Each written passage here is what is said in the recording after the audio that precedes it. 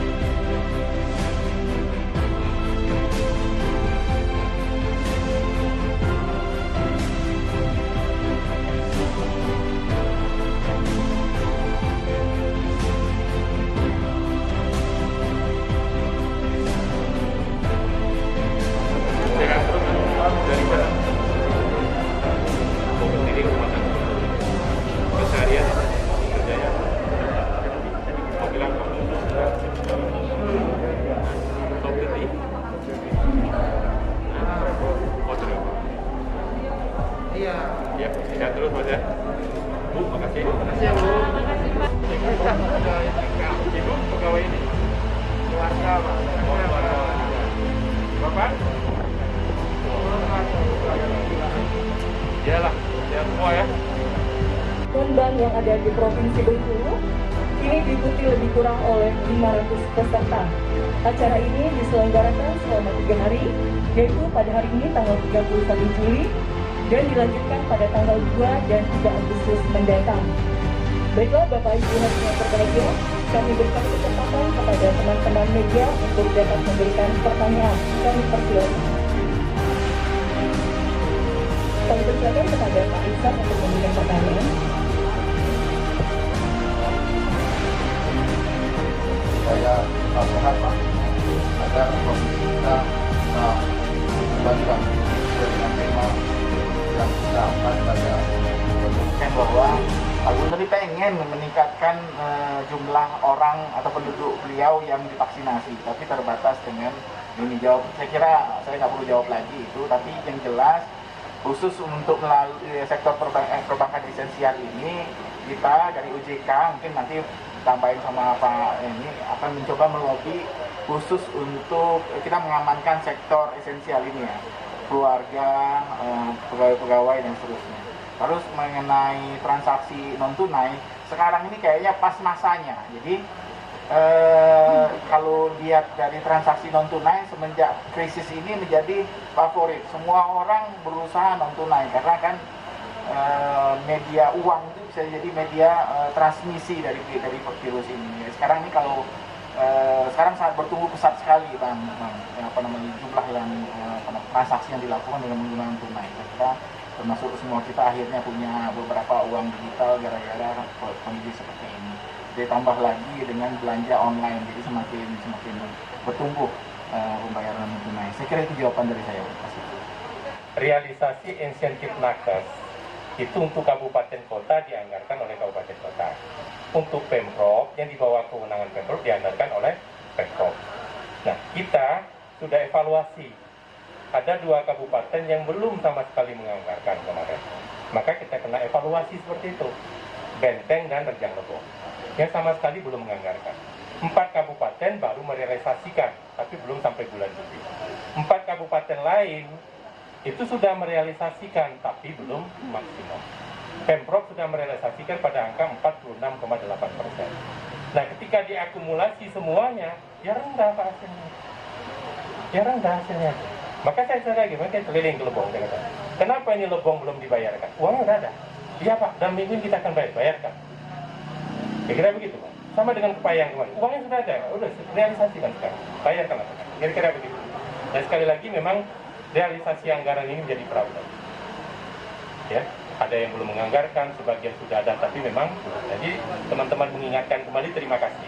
Ini akan segera sekali lagi kita realisasikan, termasuk memang ya pembagian jasa kesehatan di rumah-rumah sakit. Kan ini kayak masalah ini menarik semua Pak. Klaim kita Kementerian Kesehatan baru minggu kemarin Pak baru dapat. Kita 50%. Itu sejak Januari. Waktu saya sampaikan langsung, waktu rapor ada Mendagri, ada waktu Kementerian Kesehatan. Saya bilang gimana kita mau bayar jasa kesehatan di rumah sakit? Klaim kita sumber pendapatan COVID ini, sisa 2020 dia belum dibayar oleh Kementerian Kesehatan. 2021 Januari sampai Juli belum dibayar sama sekali. Alhamdulillah baru 3 hari yang lalu Pak. Realisasi dan belasan miliar itu kalau tidak salah 7,5 miliar. Jadi selamanya hampir pola penanganan rumah sakit, tidak ada pendapatan, pasien umum tidak ada. Nah, jadi memang persoalan begitu. Sama dengan vaksin. Ini supaya paham juga. Vaksin ini keterbatasan stok vaksin ini nasional. Bapak Presiden mengatakan dari target kita bulan itu belum ada sedia cukup vaksinnya. Nah, sekarang modelnya pemerintah punya kebijakan. Sektor perbankan dikasih kuota, TNI dikasih kuota, Polri dikasih kuota. Tapi sesungguhnya itu tidak menambah kuota daerah, Pak. Jangan salah. Ya itu jangan salah, nggak menambah. Itu kota Bengkulu juga, tapi langsung diberikan langsung ke TNI berapa, menyelenggarakan polisi berapa, sektor perbankan berapa. Akhirnya stoknya kita yang lain juga berkurang. Cuman penyelenggaranya menjadi banyak. Cuman begitu aja sekalian. Apa simpul penyebab? Memang stok vaksin nasionalnya itu, ya, ketersediaan vaksin itu diperkirakan bulan Agustus nanti dari semua supplier dari beberapa negara itu akan masuk secara normal. Kalau sampai sekarang Pak, tak ada itu vaksinnya. Nah, idealnya sekalian memang ketika hari ini vaksin 500 dosis, harusnya memang harus ada stok dosis langsung 500 dosis untuk vaksin kedua yang jangan dipakai lagi. Itu idealnya begitu. Sehingga pas 2 minggu kemudian langsung bisa dilakukan. Tapi juga tidak bisa, kenapa? Vaksin ini juga harus dipakai lagi, yang lain sudah butuh, dipakai juga akhirnya. Dengan pertimbangan arah Menteri Kesehatan, nggak apa-apa, nggak mundur dikit. Ya udah, kita patuhi, kita gunakan. Jangan sampai stok vaksin diam sampai 1 minggu. Kita gunakan aja langsung, karena dosis pertamanya masih banyak yang belum dapat. Tapi nggak begitu kebijakannya. Sekali lagi, intinya Pak, stok vaksin langsung. Ya, kebijakan Bapak Presiden sampaikan, pertengahan Agustus, ya dari beberapa negara itu yang memang sudah kesepakatan untuk menyediakan distributor akan masa kemudian. Nah, mudah-mudahan pada waktu itu nanti akan bisa terdistribusi sesuai dengan target. Kalau sampai sekarang Pak, ya ini cuma beda-beda penyelenggara saja. Ketika BI mengadakan, ketika melakukan, TNI melakukan, tentu stok kabupaten kota menjadi